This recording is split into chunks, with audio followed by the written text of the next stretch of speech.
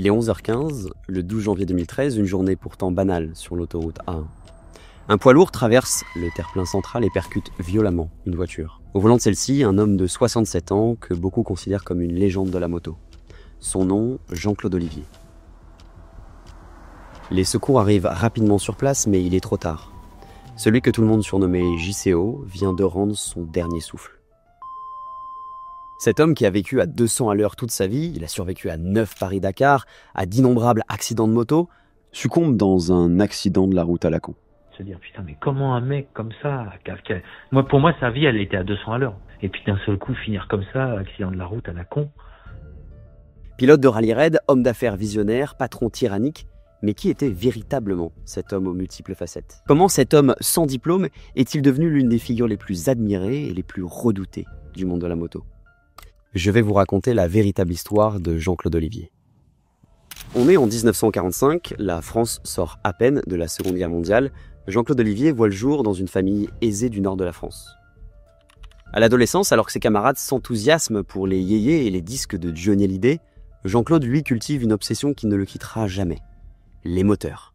Une passion qui lui vient de son père, coureur automobile amateur. C'est à 18 ans, sans savoir qu'il va prendre le virage le plus important de sa vie. Il commence à travailler pour un ami de son père, avec qui il fait de la course automobile, Auguste Veuillet, fondateur de Sonoto, alors importateur français de Porsche. Jean-Claude commence en bas de l'échelle, au service pièces détachées de Sonoto. C'est à peine un an plus tard que Sonoto récupère la distribution pour la France de la marque de moto japonaise Yamaha. À l'époque, on est loin de l'image de Yamaha d'aujourd'hui. Ces machines sont considérées avec mépris par les puristes européens, les comparant à des jouets en plastique incapables de rivaliser avec les motos anglaises, italiennes ou allemandes. À l'époque, c'est plutôt les Norton, les Triumph, les BMW, les BSA et autres Ducati et Laverda. Mais revenons à JCO. Il est encore jeune et va franchir une limite qui, dès le départ, aurait pu mettre un stop à sa carrière. Imaginez un peu. Alors qu'il fait ses premiers pas chez Sonoto, un soir à Paris, il se fait surprendre en flagrant délit à bord de la Porsche 911 d'un client sortant du cinéma avec sa copine sur les Champs-Élysées. Malgré un sérieux rappel à l'ordre par son patron Auguste Veuillet, il ne sera finalement pas renvoyé, et c'est même cette audace qui va le conduire à sa toute nouvelle mission. C'est à partir de ce jour que l'homme d'action qu'est JCO va naître. JCO, c'est le genre d'homme qui va se construire par l'action. Quand on parle de Jean-Claude Olivier, il faut bien comprendre qu'il s'est construit dans sa vie par l'action. Il était purement intuitif et avant tout un compétiteur absolu. Il est rentré chez Sonoto, il a balayé les ateliers pendant 4 mois et un beau jour Veuillet l'a appelé et lui a dit voilà, je te donne 8 jours pour me faire un plan de diffusion des motocyclettes Yamaha. C'est au volant d'une camionnette chargée de quelques motos que Jean-Claude va parcourir la France afin de convaincre des concessionnaires de distribuer la marque Yamaha. Il va sillonner la France, armé de ses 250 cm3 de temps, et le pari est un succès. Dès la première année, il va convaincre 28 points de vente et écoule 177 machines. 330 l'année suivante pour atteindre 1000 motos en 1968 alors qu'il a tout juste 23 ans. Une stratégie certes payante, mais est-elle vraiment suffisante ? Pour rendre désirable une moto, selon JCO, elle doit performer en compétition. La victoire comme meilleure stratégie de vente. Il s'inscrit donc avec ses Yamaha à des courses sur route et en dehors, Bol d'Or, 1000 km du Mans, motocross, enduro, avec un secret bien gardé pour s'assurer que son plan fonctionne. Il allait repérer en avance les courses de côte ou les courses du coin, et puis discrètement, et puis il arrivait le dimanche avec ses motos japonaises, et puis il battait les motos anglaises quelque part, tu vois. Cette méthode non conventionnelle va porter ses fruits. Ces victoires symboliques, soigneusement orchestrées, posent les premiers jalons du succès que va rencontrer Yamaha en France. Les premières pièces du puzzle JCO commencent à s'assembler. Jean-Claude Olivier était autant un patron qu'un pilote. En créant l'écurie Sonoto Yamaha, suite logique de son projet, il a aussi su repérer des talents pour faire briller la marque. En 1973, lors d'une course à Montlhéry, il repère le jeune Patrick Ponce qui va l'impressionner. Il l'invite donc à faire un essai pour rejoindre son équipe de course. Combinaison gagnante, car au guidon de la mythique TZ750, Patrick Ponce va devenir le premier Français à remporter un titre mondial en sport mécanique en devenant champion du monde 750 cm3 en 1979. Et il est à peu près certain que dans quelques heures, Patrick sera le premier champion du monde français de l'histoire de la moto.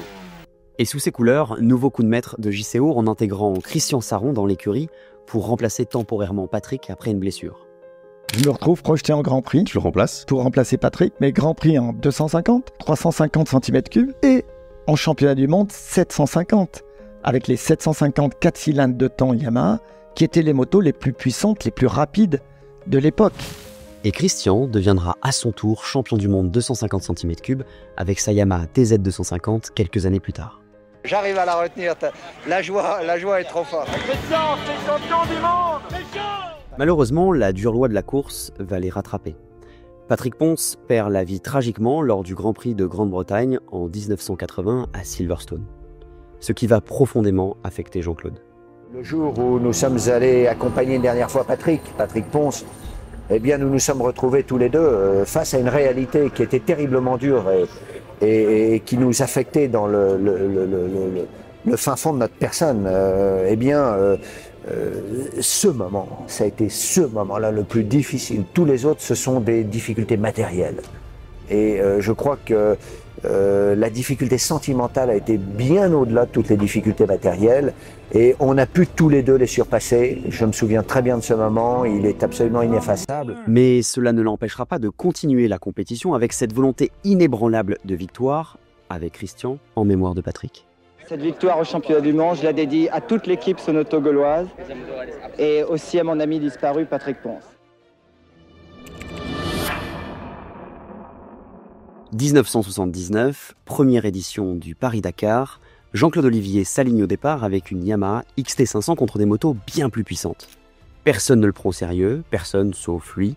JCO n'est pas juste un patron, c'est un pilote. Quand il troque son costume pour son casque de pilote et qu'il prend le guidon de sa machine, il débranchait totalement. Il n'y avait plus de rationalité, il fallait qu'il soit devant. Si cette première édition ne signe pas une victoire en tant que pilote pour JCO, elle l'est pour Yamaha avec Cyril Neveu s'imposant sur cette même XT500. C'était fait. Le Dakar commençait petit à petit à s'installer dans l'esprit de JCO. Pour lui, la compétition était une forme de business et le business était une forme de compétition. Il voulait démontrer la qualité des motos Yamaha en les testant dans les pires conditions d'utilisation. La marque Yamaha en France s'est d'ailleurs en partie bâtie autour de son implication personnelle et de la démonstration de cette performance. Il était d'un courage exceptionnel, même s'il se blessait, même si voilà. Donc c'était quelque part un modèle. Il était en tant que chef d'entreprise quelqu'un qui adorait la course et qui s'engageait pour la course. Mais ne vous détrompez pas, JCO avait bien le virus de la compétition en lui. Le rallye du Paris-Dakar, c'était pour lui l'aventure moderne ultime qu'il pouvait vivre à travers son métier. Le désert était son autre planète. C'est comme si je mettais ma moto dans une navette spatiale avec la volonté d'aller faire de la moto sur une autre planète. Le désert, c'était mon autre planète. S'enchaîneront donc 9 années de Paris-Dakar de 1979 à 1988, de la XT500 à la Ténéré. Et si ces motos sont aussi mythiques dans votre esprit, c'est bien la preuve que ce coup marketing a porté ses fruits. Mais il n'était pas pour autant le genre de patron à vouloir faire de la figuration en s'offrant des week-ends de course. Non, il a été jusqu'à lui-même finir deuxième du Dakar derrière Gaston Rayet en 1985, alors même que ce dernier avait triché pour battre JCO. Imaginez un peu le tableau. On parle ici d'un chef d'entreprise en costume cravate à la tête de Sonoto Yamaha.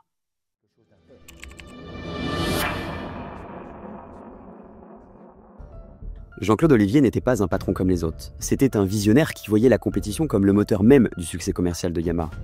S'il a commencé par bâtir les premières fondations de Yamaha France en défiant les motos anglaises lors de courses locales pour convaincre les concessionnaires de la performance de ses machines, sa vision résidait aussi dans l'anticipation des marchés et dans l'amélioration constante des produits en s'appuyant sur une connaissance fine de la concurrence. Mais également à des coups de communication audacieux quitte à prendre de gros risques. JCO voulait changer l'image de la moto. Vous savez, cette image de voyou en blouson noir.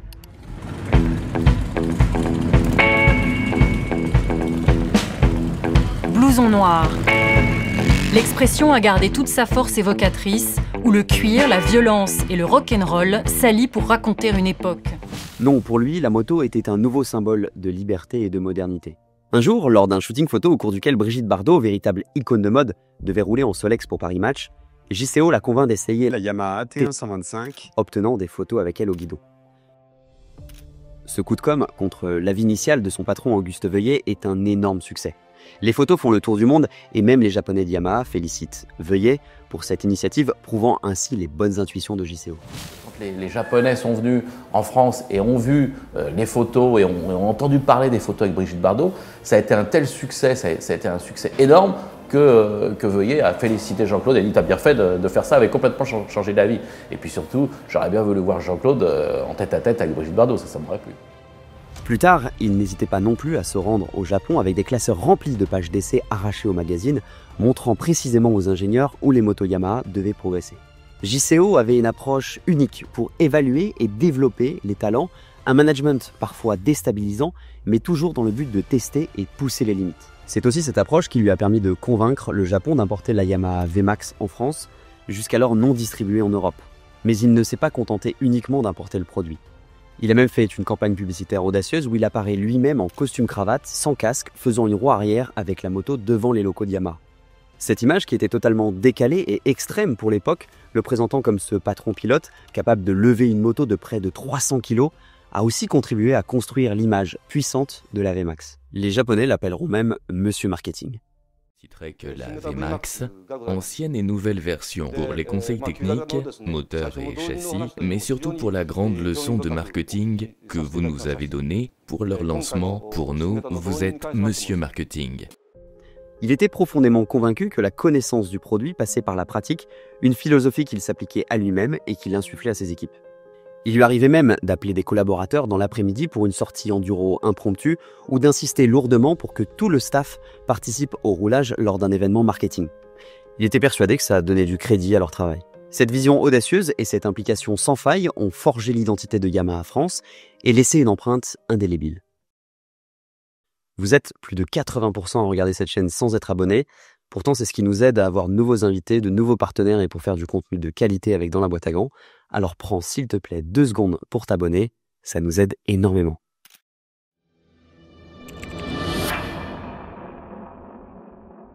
Mais ce charisme et cette vision s'accompagnaient d'une phase plus sombre.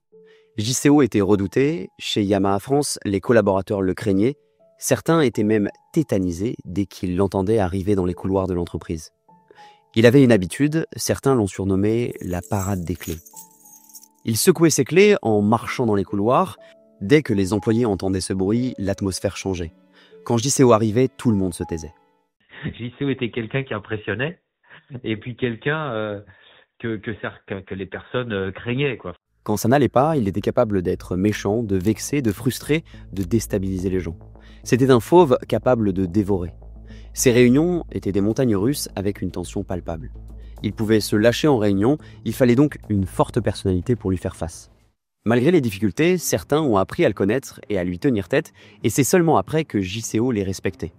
Il aimait qu'on lui fixe des limites, qu'on lui dise quand on n'était pas d'accord.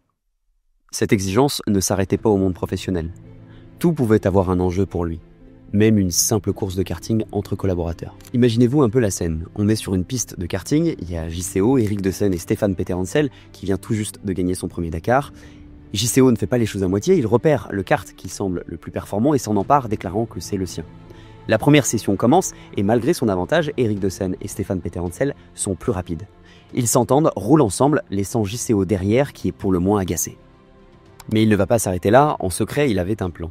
Sans en parler à quiconque, JCO se procure un kart bien plus sérieux, un 125 cm3 avec un moteur d'YZ, un monstre. Pendant 6 mois, il va s'entraîner tous les jeudis sans que personne ne sache. Le moment de la revanche arrive. JCO organise un séminaire pour ses commerciaux et choisit stratégiquement le même circuit où il s'est entraîné les mois précédents. L'après-midi karting débute, JCO s'arrange pour être dans la même série qu'Éric Deseine. L'atmosphère est tendue, JCO attend la confrontation. La course démarre et rebolote. Au détour d'un virage, Éric Deseine le dépasse.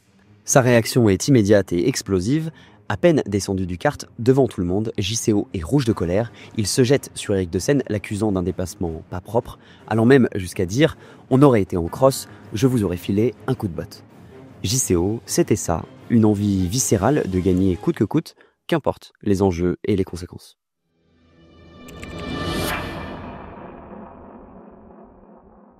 À la fin de sa vie, JCO s'était un peu adouci, parlant même de contemplation.